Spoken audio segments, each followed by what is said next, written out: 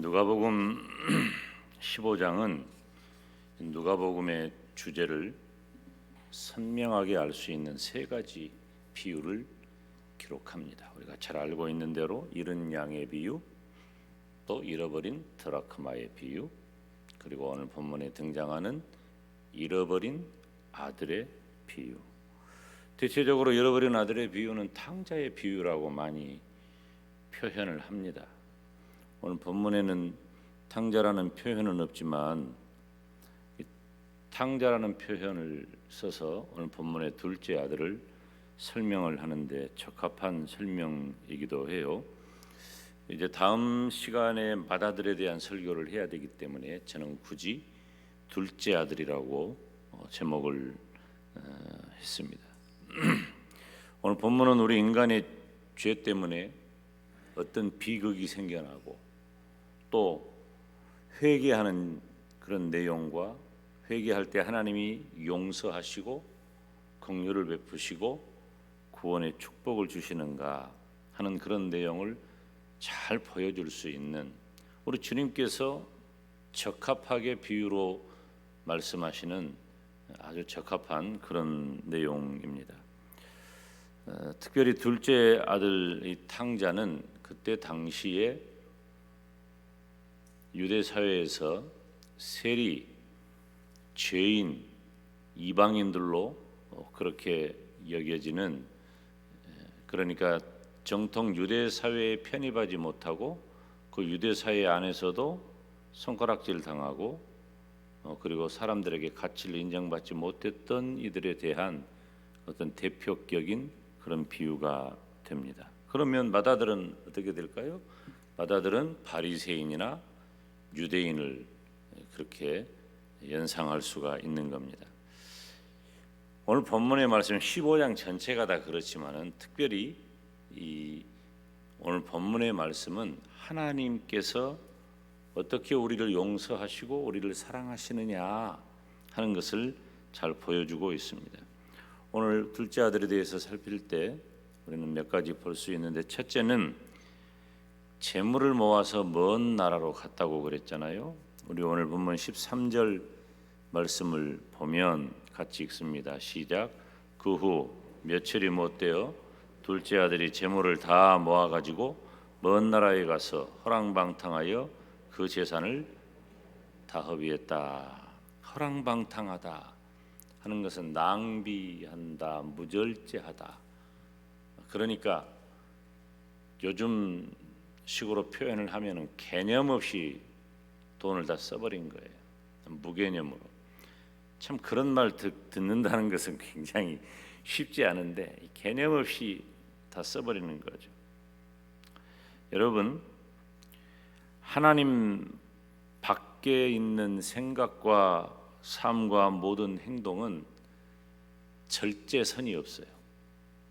하나님을 떠난 자에게는 그 모든 생각이라든가 행동이라든가 그 삶이 절제선이 없어요.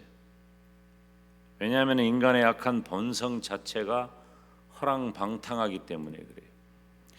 우리가 말씀을 들을 때 참 우리들하고 와닿지 않는 경우가 가끔 있어요. 왜 그러냐면 이렇게 극단적인 예를 들면 나하고는 굉장히 거리가 있는 걸로 생각을 해요. 나하고는 상관이 없다. 솔직히 말하면 둘째 아들 같다 그러면 적나라하게 표현해서 탕자 같다고 우리를 거기다가 대입을 시키면 얼마나 마음이 불편하겠어요. 그래서 인정하지 않으려고 하지요. 그렇지만 우리 인간의 악한 본성은 허랑방탕한 거예요. 낭비하고 무절제한 거예요. 여기 오늘 본문에 등장하는 먼 나라는 하나님과 멀어지는 타락의 상징 언어입니다. 이 나라가 어느 나라인지, 먼 나라가 도대체 어디인지 알 수는 없어요. 그런데 하나님과 멀어지는, 죄로 인하여 하나님과 멀어지는 타락한 우리 인생길을 보여주죠. 둘째 아들에게는 남겨줄 유산의 몫이 얼마나 될까요? 이것은 학자에 따라서 견해가 많이 달라요. 여러 갈래가 있어요. 맏아들이 2배를 받으니까 여기 오늘 본문에 이 아들 둘째고 셋째 아들에 대한 언급이 없는 걸로 봐서 둘 있다고 볼 때 둘째 아들은 3분의 1이 자기 몫이겠죠. 그런데 이것은 아버지가 죽을 때 유산으로 남겨주면 그때 3분의 1을 받는 거야. 그런데 아버지가 아직 안 죽었어. 죽지도 않았는데 내 분깃을 달라, 내 몫을 달라고 요청해서 가져갈 경우에는 어떤 주석에는 3분의 1이 아니라 아들 둘만 있다고 할 때라도 9분의 1만 유산으로 가져갈 수 있다. 뭐 어찌 되었든 얼마가 되었든지 간에 생전에 주지 않고 죽을 때 주어야 할 것을 먼저 달라고 하고 먼저 받은 것은 부모에 대한 옳은 태도가 아니죠. 이렇게 옳지 못한 것이 왜 생겨날까?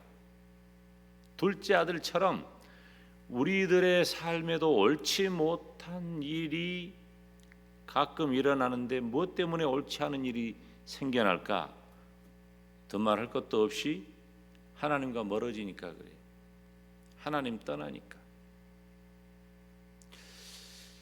우리가 또 착각하지 말아야 돼요. 제가 지금 뭐 사족을 이렇게 사족이라고 여겨질 정도의 말을 아까도 했고 지금 또 하는데, 우리가 착각하지 말 것은 우리가 이렇게 착실하게 예배당에 나와 하나님을 예배하고 새벽에도 예배하고 3일 밤에도 나와서 예배를 드리고, 오늘 3일 밤 예배 오신 분들은 주일날 빠지지도 않는 분이겠죠. 새벽에도 심지어 오시는 분들이에요. 그러면은 김 목사가 표현하는 대로 우리 교회의 대표 선수 같은 분들이잖아요. 그런 우리가 하나님을 떠났냐? 이해가 안 가고 상상할 수도 없는 이야기예요. 그런데 우리의 죄된 본성은 항상 하나님과 멀어지려고 해요. 떠나려고 해요. 나도 모르는 사이에 내가 악한 생각을 하고 있음에도 불구하고 그것이 악한 줄도 모르고 그 생각에 빠져서 그것이 자기 신념화되고 그 딱딱한 돌덩이처럼 절대로 깨지지 않는 자기 신념화되어서 내 인생이 어떻게 흘러가고 있는지 자기만 몰라요. 주변 사람들은 다 보이는데. 이 둘째 아들은 자기 마음대로 가능한 범위 내에서 가족들과 멀리 떨어지기를 원했어요. 무엇 때문인지 이유는 알 수 없어요. 큰아들에 가리어서 자기가 빛을 발휘하지 못했든지, 아니면 아버지가 원하는 바대로 자기가 그 삶을 충족시켜드리지 못했든지, 뭔가 불편했든지, 아니면 싫었든지, 아니면 아버지 밑에 있다가는 평생 돈 한 푼 못 써보고 이대로 끝나겠구나 생각을 했든지, 이 아들은 돈에 대한 경험도 없고 훈련도 없었습니다. 그래서 이 아들은 아버지에게 달라고 한 자기 몫을 가지고 가능하면 멀리 떨어져 있기를 원했는데 그 결과가 어떻게 되었습니까? 금세 돈이 없어져 버린 거예요. 사랑하는 여러분, 우리 예수님을 믿는 성도는 하나님을 떠나면 안 됩니다. 하나님 떠나면 안 됩니다. 하나님 떠나지 마시기를 바랍니다. 다시 말씀드리지만, 목사님, 적어도 오늘 이 시간에 우리한테 목사님이 하실 말씀은 아니죠. 하나님을 떠나다니요. 우리가 얼마나 하나님께 가까이 하면 나에게 복이라고 하는 것을 새기고 또 새기면서 이렇게 3일 밤까지 나와 하나님께 예배를 드리는데 하나님을 떠나다니요. 있을 수 없는 일이라고 생각하는 그 순간 바로 사단 마귀가 들어온 거예요. 우리가 하나님을 떠난 거예요. 우리의 생각과 목적과 삶의 방향이 하나님을 떠나면은 안 됩니다. 요즘 자신도 모르게 하나님을 떠나서 사단의 앞잡이 노릇을 하는 사람이나 집단이나 사상이 얼마나 많은지 몰라요. 제가 보여요. 나쁘게 쓰여지고 있구나 보이는데 안타까워요. 그렇게 좋은데 다원주의, 세속주의, 인권을 가장한 타락과 물질주의와 교만, 이 모든 것들이 다 하나님을 떠난 거예요. 예쁜 옷을 입고 꽃단장한 것처럼 가장해서 우리를 흐리게 만드는 것들입니다. 하나님을 떠나면 모든 것을 다 잃어버리게 되는 줄도 모르고 하나님과 점점 멀어져 가요. 두렵지도 않죠. 왜? 모르니까. 내가 하나님과 멀어지고 있는지, 하나님을 떠나는지 이걸 잘 모르기 때문에 두려움도 없어요. 알면 그럴 리가 없죠. 우리가. 제가 여러분 인정합니다. 오늘 이 자리에 계신 분들이 만약에 그것을 안다면 어떻게 하나님과 멀어지겠어요? 어떻게 하나님을 떠나겠어요? 어떻게 내 몫을 달라고 떠나버린 둘째 아들처럼 자기 신념과 교만에 빠져서 아버지 곁을 떠나버릴 수가 있냔 말이에요. 그럴 수가 없어요. 모르기 때문에 그런 거예요. 사단은 부지불식간에 우리가 깨닫지 못하는 그 순간에 우리가 알 수도 없는 그 상황에서 우리를 하나님과 멀어지게 만듭니다. 어느 순간에 나를 보면 내가 왜 여기 있지? 왜 이러고 있지? 이게 정말 나일까? 여러분, 이거 누구 얘기가 아닙니다. 김 목사 얘기예요. 용서하세요. 제 얘기예요. 그렇게 모범적이고 하나님이 기뻐하시는 아름답고 복된 일 속에만 산다고 생각하지만 어느 순간에 나도 내 마음이 단단해지고 내 마음이 못된 생각을 할 때도 있고, 제가 그걸 안다면 그런 사람이 됐겠어요? 무섭고 두려운 일은 모른다는 거예요. 둘째 아들은 그것이 잘못인지도 모르고 이제 자기가 자유를 얻었다고 여기고 아버지에게서 주어진 모든 것들을 다 모아가지고 얼마나 신나게 떠났겠어요. 이것이 죄인 줄 모르는 사람의 모습이에요. 범죄하고 타락한 사람들의 실제적 모습은 슬프거나 불행하지 않습니다. 스스로 즐거워하고 스스로 그 속에 빠져버려요. 죄인 줄 알면 죄인 줄 알고 빠지는 분도 있겠죠. 근데 그런 경우는 아주 이례적입니다. 잘 몰라요. 온전한 믿음의 사람의 경우를 말하는 거예요. 온전한 믿음의 사람의 경우, 이것이 죄인 줄 알면 그렇게 하지 않아요. 하나님을 떠나는 일인 줄 알면 그렇게 하지 않아요. 둘째 아들처럼 재물을 다 모아가지고 가능하면 가족들, 아버지 곁을 먼 곳으로 가능하면 떠나가 가진 바를 다 탕진해버립니다. 순식간에. 이 둘째 아들이 그렇게 될 것을 알고 그것이 잘못이란 걸 알면 아버지 돈 주세요. 그리고 준 그 돈을 가지고 다 모아서 갔을까요? 가서 또 허랑방탕하게 써버렸을까요? 모르는 거예요. 한 걸음 한 걸음 가다 보니 이미 멀어져 있는 거죠. 우리 인간 존재가 다 그래요. 우리는 이 둘째 아들 얘기를 너무 많이 들었기 때문에 참 쉽다, 또 똑같은 얘기로구나 라고 지나치면 안 돼요. 전혀 다른 각도의 지금 말씀이 우리에게 주어진 거예요.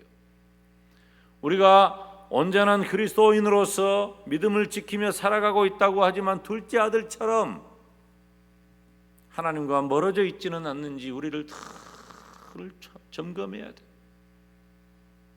무엇이 진짜 복이냐? 하나님께 가까이 함이 나에게 복인 줄로 믿으시기를 바랍니다. 하나님 떠나면 안 돼요.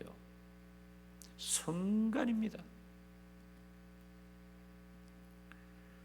두 번째로 이 둘째 아들은 하늘과 아버지께 죄를 얻었다 그랬어요. 18절과 19절 말씀을 보면 우리 같이 읽습니다. 18절 19절 말씀 시작. 내가 일어나 아버지께 가서 이르기를 아버지여 내가 하늘과 아버지께 죄를 얻었사오니 지금부터는 아버지의 아들이라 일컬음을 감당치 못하겠나이다. 나를 품꾼의 하나로 보소서. 여러분, 죄라고 하는 것은 우리들이 너무 많이 들어서 잘 알겠지만은 관역을 빗나간 화살을 가리켜서 죄라고 말하는 거예요. 원어적인 의미가 그래요. 화살을 쐈는데 관역을 빗나갔어. 그것이 죄예요. 다시 말하면 실패가 죄라는 거죠. 하나님께서 우리에게 주신 말씀의 삶을 실패했을 때 그것이 죄라는 것입니다. 우리 인간 존재는 이렇게 실패할 가능성이 굉장히 많습니다. 실패할 자신이 없다고 생각하는 사람은 큰일 납니다. 나는 아니라고 생각한 사람은 더 무서운 거예요. 이 다음 시간에 마다들을 우리들이 공부할 때 그때 다시 한번 또 살피겠지만, 여러분, 모든 인간은 다 실수하고 실패할 수 있고, 그리고 온전하다고 하는 지금 이 순간에도 우리는 여전히 부족하다는 거죠. 여전히 부족해요. 그런데 참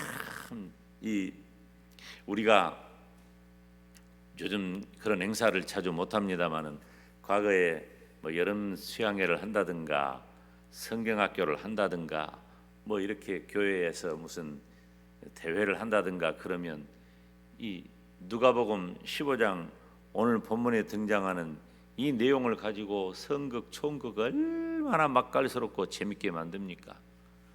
그래가지고 그 둘째 아들 역할을 맡아가지고 술 마시고 창기하고 노는 장면을 멋지게 연기하는 것 보면은 저놈이 혹시 저러고 사는 것 아닌가 그런 생각을 하기도 하고 막 서로 웃기도 하고 너 너무 실감난데 혹시 너 의심스러워? 이런 얘기도 가끔 하기도 하고 그랬잖아요. 근데 우리는 이 드라마를 어느 정도 이해해요. 그래가지고 눈을 깜빡깜빡 하면서 이제 때가 됐다. 우리는 말씀을 여러 번 봤으니까 정말로 기가 막히고 놀라운 것은 이 둘째 아들이 지금까지는 어떻게 했어요? 17절 이전에는 얼마나 못됐습니까? 아버지한테 죽지도 않고 팔팔한 아버지한테 내 것 주세요. 그리고 그것을 달라고 할 때까지도 뭔가 계획이 있겠거니 뭔가 선한 일이 있겠거니 너 천만에 다 모아가지고 가서 금세 없애버려요. 허랑방탕하게 좋은 구석이라고는 하나도 없는 녀석이야. 둘째 아들이. 그런데 이 둘째 아들은 상황이 그렇게 만들기도 했겠지만 스스로 돌이킵니다. 여러분, 이 스스로 돌이킨다는 것은 굉장한 영적 에너지예요. 잘 못합니다. 된통 얻어 터지고 돌아온 사람들 가끔 있기는 해요. 그것도 위대하고 대단한 거예요. 스스로 돌이켜서 아버지께로 간 거예요. 성도가 타락했다 할지라도 범죄했다 할지라도 다시 하나님께로 돌아가는 그 장면이죠. 회개하는 거예요. 둘째 아들은 일어났고 실제로 행동에 옮겼습니다. 일어난 것. 여러분, 예수님을 믿는 성도에게 주어진 또 한 번의 기회는 회개입니다. 여러분, 우리가 만약에 죄 가운데 우리 스스로를 노출시켰다면 회개하시기를 바랍니다. 회개해야 돼요. 둘째 아들이 돼지우리에서 고생하고 있잖아요. 돼지우리에서 정신을 차리고 보니까 자기 아버지 집의 풍족함이 생각난 거예요. 봐요. 모른다니까요. 돼지우리에 들어갈 때까지 자기가 뭘 어떻게 잘못하고 얼마나 잘못된 길로 빠져버렸는지를 모르고, 여러분, 이 둘째 아들이 돼지우리까지 들어갈 일입니까? 모르니까 그런 거예요. 어쩌다가 빠져버린 거예요. 사랑하는 여러분, 성도된 저와 여러분은 돼지우리에 남아있을 필요가 없어요. 죄인으로 계속 살아갈 필요가 전혀 없단 말이에요. 멈춰야 돼요. 멈추고 돌이켜야 돼요. 다시 돌아가기를 원한다면 우리는 회개해야 합니다. 조금 이따 언급할 그 아들의 자리는 그냥 주어지지 않아요. 그 기쁨의 잔치는 그냥 주어지지 않아요. 회개하는 자에게 주어지는 것이에요.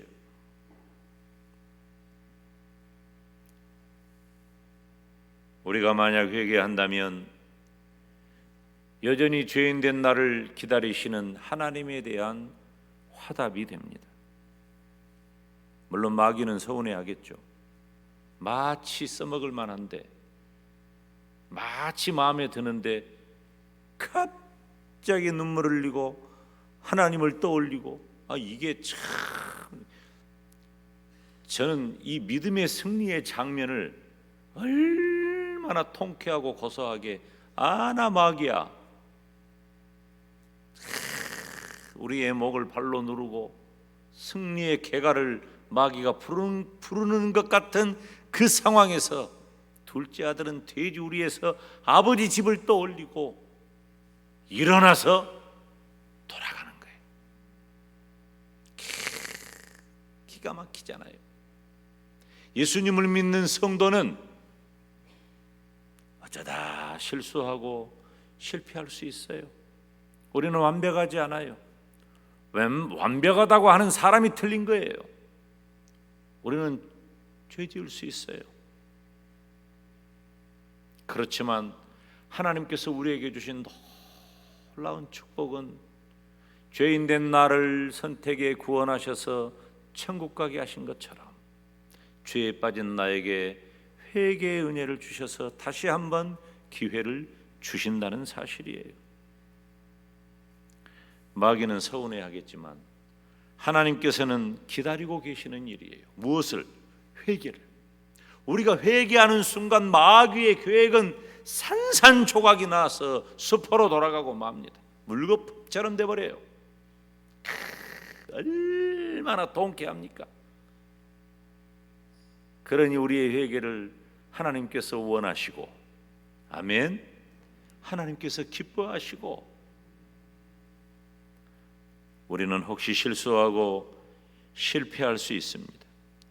우리가 신앙하는 하나님은 매정한 사람들과는 다르신 분이에요. 인간 세상은 참 매정합디다. 보면은 그렇게 매정해. 책을 봐도 매정한 사람들이 많고, 드라마를 봐도 매정한 사람들이 많고, 현실 세계에서도 매정한 사람들이 많아. 우리 인간 세계는 그렇게 매정해. 그런데 하나님은 그 매정한 사람들하고는 다른 분이에요. 누가복음 5장 32절을 보면은 내가 의인을 부르러 온 것이 아니다, 죄인을 불러 회개시키러 왔다. 예수님께서 이 땅에 오신 이유가, 오신 목적이, 오신 까닭이, 오셔서 하실 일이 죄인을 불러 회개시키러 온 것이지, 나는 다 되었다고, 문제없다고, 완벽하다고 하는 의인 때문에 오신 게 아니에요. 우리 주님은 오히려 그런 의인들을 회칠한 무덤이라고 하고 독사의 자식들이라고 하고 주님이 저주하셔요. 책망하셔요. 하나님께서는 혹시 내가 실수하고 실패하고 범죄했다 할지라도 회개하는 나를 용서해 주시고 다시 기회를 주시는 줄로 믿습니다. 여러분, 나에게 다시 기회가 있다는 것, 이건 하나님이기 때문에 가능해요. 나에게 다시 기회가 있다는 것. 여러분, 내가 어떻게 구원을 받았습니까? 사람의 몸을 입고 이 땅에 오신 하나님의 그 온전하신 희생에, 여러분, 우리 주님께서는 십자가에 달리시면서 자신의 의로움을 완전히 포기하고 죄가 되어 죽으셨어요. 그렇게 해서, 그렇게 우리의 죄의 값을 지불하심으로, 랜섬이라 그러잖아, 대가를 지불하심으로, 값을 그렇게 치르심으로 나를 바꾸신 거예요. 죄의 노예였던 나를 그래서 해방시켜 주신 거예요.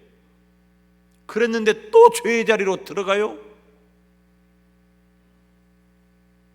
우리는 만약에 우리가 누군가에게 그렇게 은혜를 베풀었는데 다시 그 길로 돌아간다면 우리는 그렇게 말할 게, 네가 사람이냐? 네가 사람에 다를 수고 그럴 수가 있냐? 우리가 예수님을 믿고 구원받아 천국 백성 되었다고 하면서 어떻게 또 실수하고 실패하고 죄의 자리에 들어갈 수가 있단 말이에요. 그런데 놀라우신 하나님의 은혜는 오늘 본문의 아버지처럼 그런 나를 여전히 기다리시고, 그런 나에게 회개하면 다시 한번 기회를 주신다. 사랑하는 여러분, 저와 여러분에게는 아직도 기회가 있습니다. 하나님 앞에, 사람 앞에 범죄한 일이 있다면 회개하시기를 주님의 이름으로 축원합니다. 세 번째로, 상징적인 말이지만 살찐 송아지를 잡고 즐겼어요. 우리가 성경을 한번 봐봐요. 어디냐면 22절부터 24절까지, 오늘 본문 22절부터 24절까지 시작. 아버지는 종들에게 이르되 제일 좋은 옷을 내어다가 입히고 손에 가락지를 끼우고 발에 신을 신기라. 그리고 살찐 송아지를 끌어다가 잡으라. 우리가 먹고 즐기자. 이 내 아들은 죽었다가 다시 살아났으며 내가 잃었다가 다시 얻었노라 하니 저희가 즐거워하더라. 아멘. 우리가 먹고 즐기자. 이 즐기자고 하는 말은 무슨 말이에요? 기뻐한다는 말이에요. 그리고 또 다른 표현은 격려한다는 의미를 가지고 있어요. 원어적으로 성도의 회개는 하나님께서 기뻐하시고 회개한 자에게는 하나님께서 격려해 주십니다. 하나님은 포기를 모르시는 분이에요. 할렐루야. 이 웬 은혜입니까? 웬 사랑입니까? 우리가 웬 떡이냐는 것으로는 표현이 부족해요.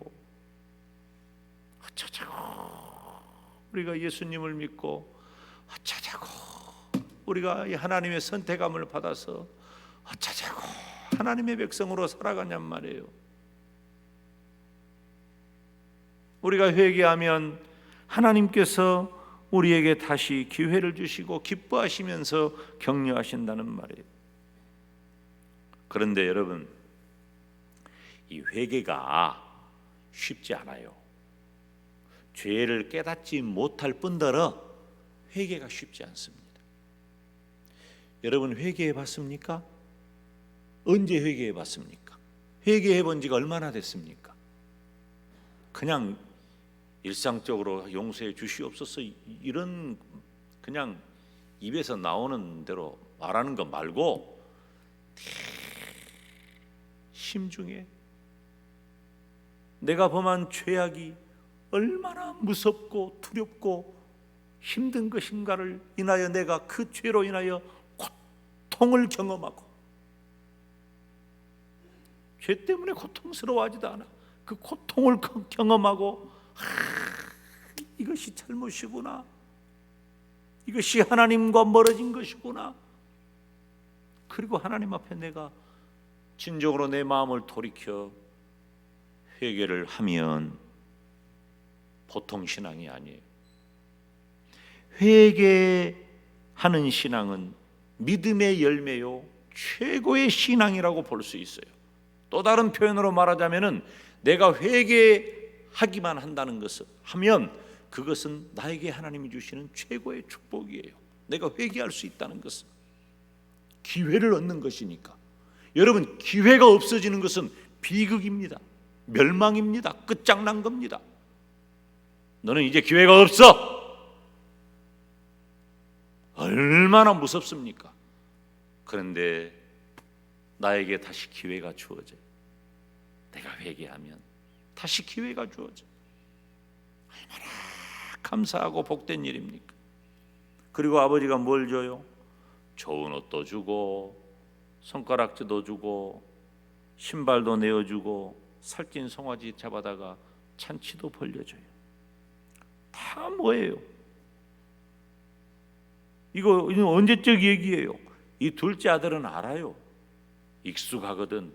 과거에 좋은 옷도 입었고 손에 가락지도 끼우고 살았고 발에 신발도 신고 살았고, 아버지 집에는 심지어 종들도 먹을 것이 풍족하다는 이 둘째 아들의 고백처럼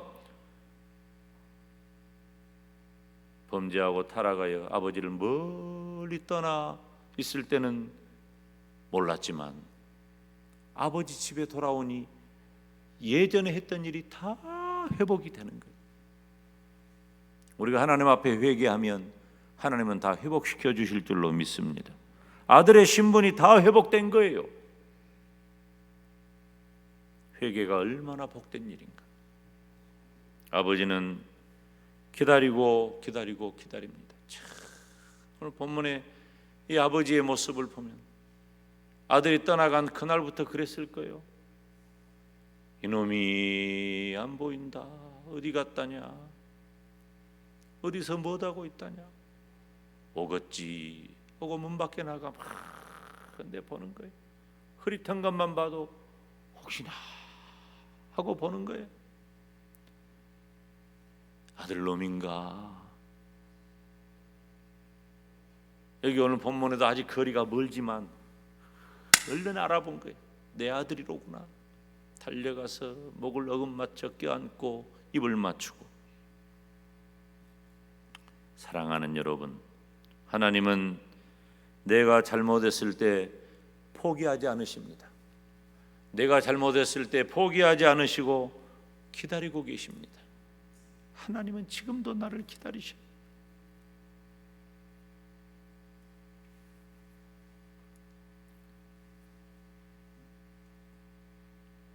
아버지는 저 멀리 아들이 보였을 때 그 기쁨과 사랑을 감추지 못했습니다. 말로 닿을 수 없었기 때문에. 아버지는 돌아온 아들의 모든 신원을 다 회복시켜 주셨고 이제는 모든 분쟁이 끝난 겁니다. 아버지와 아들의 갈등이 끝난 겁니다. 돌아왔으면 된 거예요. 회개했으면 된 거예요. 우리는 이미 예수 그리스도의 보혈로 공로로 우리의 모든 죄악을 다 용서받은 사람들이에요. 이미 목욕한 자예요. 발만 씻으면 돼. 우리가 지은 죄만 하나님 앞에 내어놓고 회개하면 하나님께서 다 회복시켜줘요. 모든 것이 회복되고 분쟁은 끝나고 갈등도 끝나고 걱정도 사라지고 그리고 말로 닿을 수 없는 어마어마한 잔치가 시작이 됩니다. 사랑하는 성도 여러분, 하나님께서는 잃어버린 자를 찾았을 때 죄인이 회개할 때 기뻐하고 기뻐하십니다. 우리가 잊지 말아야 할 것은 우리는 하늘의 시민이에요. 천국의 백성은 회개한 죄인들이라고 하는 거예요. 언제나 천국 잔치가 가득한 우리 교회가 되기를 주님의 이름으로 축원합니다. 기도하겠습니다. 하나님 아버지, 감사합니다. 내가 둘째 아들이라고 잘못했다고 하나님 앞에 내 죄를 생각하며 회개하며 하나님과 멀어진 것 가까이 만들고 하나님을 떠났던 것 회복하여 하나님께로 돌아와 하나님이 기뻐하시는 거룩하고 복된 영적 잔치가 우리의 인생 가운데 가득하게 하여 주시옵소서. 예수님의 이름으로 기도하옵나이다. 아멘.